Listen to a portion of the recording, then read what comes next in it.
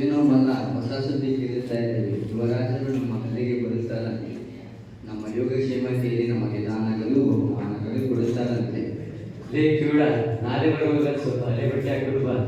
ನಾಳೆ ಬರುವಾಗ ಹರಿದ ಚಡ್ಡಿ ಅಂಗಿ ಹಾಕಿಕೊಂಡು ಬಾ. ನಾಳೆ ಬರುವಾಗ ಸ್ವಲ್ಪ ತರಬೇಡ. ರಾಜರು ನುಡಿದರೆ ನಮಗೆ ಸಿಗುವ ಬಹುಮಾನಗಳು ದಾನಗಳು ಸಿಗುವುದಿಲ್ಲ.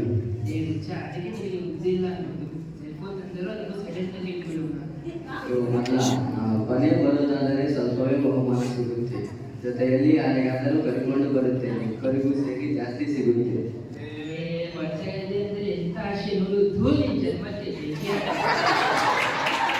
ಗಟ್ಟಿಗೆ ಮಾತಾಡ.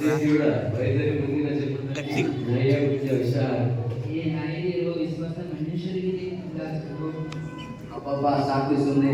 ಅಲ್ಲಿ ನೋಡು ಪಿನಾಕಿ ಬರ್ತಾ ಇದೆ. ಎಲ್ಲಿಗೋ ಭಿಕ್ಷೆ. ಮಾತಾಯಿ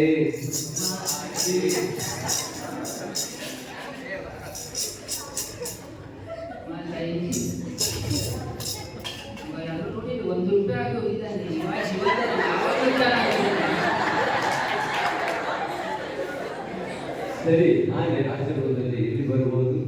ನಮ್ಮ ರಾಜರು ಯೇಸು ಕ್ರಿಸ್ತನ ಭಕ್ತರು, ಅದಕ್ಕೆ ಅವರು ಮೊದಲು ಚರ್ಚಿಗೆ ಬರಬಹುದು. ಹೌದು, ನಾವು ಮೊದಲು ಚರ್ಚಿಗೆ ಹೋಗಿ ಗೇಟ್ ಮುಂದೆ ನಾವು ಮೊದಲು ಕೂತ್ಕೊಳ್ಳಬೇಕು. ಹೌದು, ರಾಜರು ನಮ್ಮ ಆಕಾರಗಳನ್ನು ನೋಡಿ ನಮಗೆ ಜಾಸ್ತಿ ಕೊಡುತ್ತಾರೆ. ನಡಿ ಮೊದಲು ನಾವೇ ಕಾರ್ಯೋಚನೆ.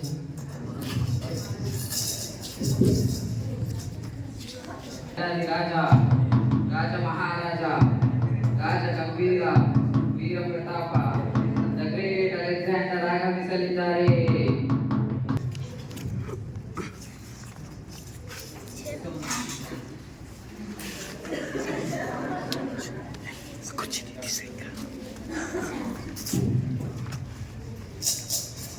ನೋಡು, ಅಲ್ಲಿ ಮುಂಚೆ ಯಾರು ನಮ್ಮ ಜಗಕ್ಕೆ ಬಂದು ಕೊಟ್ಟಿದ್ದಾರೆ. ಯಾವರು ಎಲ್ಲಿಂದ ಬಂದಿದ್ದು? ರಾಜರು ಗೊತ್ತಾಗಿ ನಾನು ದುಬೈನಿಂದ ಬಂದಿದ್ದೆ. ನೋಡು, ಈ ಮೊದಲೇ ಚರಾಟನೆ ಮಾಡುದು. ಇದು ಯಾವ ನ್ಯಾಯ? ನಿಮಗಿಂತ ಮುಂಚೆ ಬಂದು ಬುದ್ಧಿ ಕೊಡೋದು ನಾನು. ಈ ಜಾಗ ನಂದು. ಮರ್ಯಾದೆಯಿಂದ ಎದ್ದು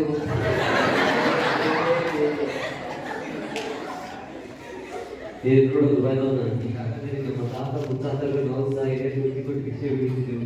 ಈ ಜಾಗದಲ್ಲಿ ನಾನೇ ಕೂತ್ಕೊಳ್ಳಬೇಕು. ಈ ಜಾಗ ನಮಗೆ ಪರ್ಮನೆಂಟ್ ರಿಸರ್ವೇಶನ್ ಮಾಡಿದ ಹಾಗೆ ತಿಳಿಯಲು.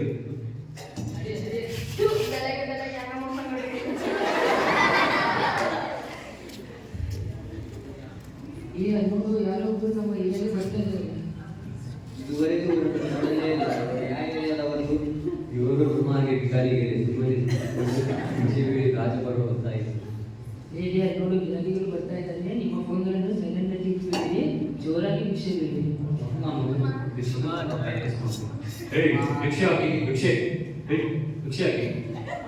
ಯುವರಾಜರೇ, ಭಿಕಾರಿಗಳು ಹೀಗೆ ಭಿಕ್ಷೆ ಬೇಡುವುದಿಲ್ಲ.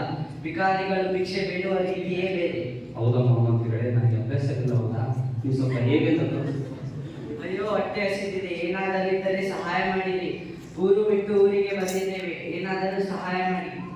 ಓ ಆಗೋ ಮಾಮಂತೆಗಳೇ, ಇವಾಗ ನೋಡಿ ನನಗೆ ಅಮ್ಮ ಊರು ಬಿಟ್ಟು ಊರಿಗೆ ಬರ್ತೇನೆ, ಊಟ ಮಾಡಿದೆ 2 ದಿನ ಆಯಿತು, ಹಿಂತಿರುಗಿ ಹೋಗಲು ಹಣ ಕೂಡ ಇಲ್ಲ, ಏನಾದರೂ ಹಣ ಸಹಾಯ ಮಾಡಿರಿ.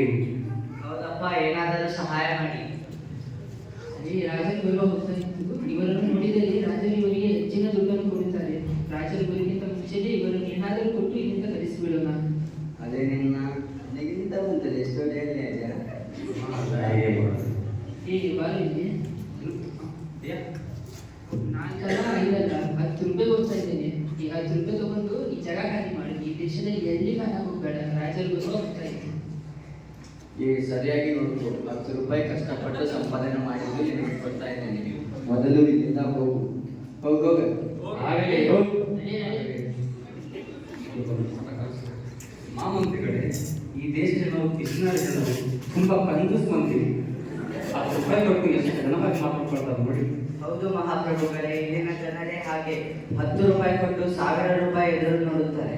ಇವರು ನಮಗೆ 10 ರೂಪಾಯಿ ಕೊಟ್ಟಲ್ಲ, ಇವ್ರಿಗೊಂದು ತಕ್ಕ ಪಾಠವನ್ನು ಕಲಿಸಲೇಬೇಕು. ಹೌದು ಮಹಾಪ್ರಭುಗಳೇ, ಇನ್ನು ಈ ಜನರಿಗೆ ಒಂದು ನೀತಿ ಪಾಠವನ್ನು ಕಲಿಸಲೇಬೇಕು.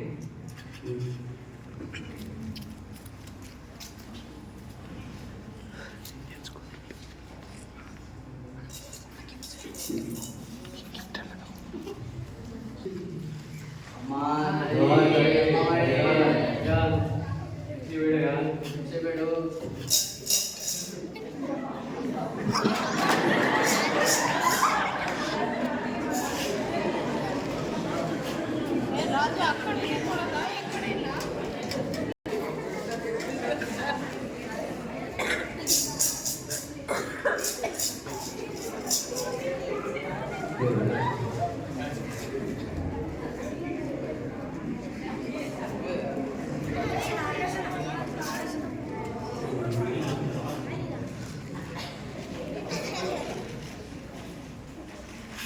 ಮಹಾರಾಜರೇ, ಎಲ್ಲರಿಗೂ ದುಡ್ಡುಗಳು, ಬಹುಮಾನಗಳು, ಬಂಗಾರ ಬೆಳ್ಳಿ ಧಾರಾಳವಾಗಿ ಕೊಟ್ಟಿದ್ದೀರಿ. ನಾವೇನು ಪಾಪ ಮಾಡಿದ್ವಿ? ನಾವೇ ಪಾಪ ಮಾಡಿದ್ವಿ. ಮಿತ್ರರೇ, ಇದೀಗ ನಾನು ಯಕ್ಷಗಾನ ಮಾರುವೇಷದಲ್ಲಿ ಬಂದು ಕುಳಿತಾಗ ನೀವು ನನಗೆ 10 ರೂಪಾಯಿ ಕೊಟ್ಟು ಎಷ್ಟು ಮಾತು ಮಾತಾಡಿದರೆ.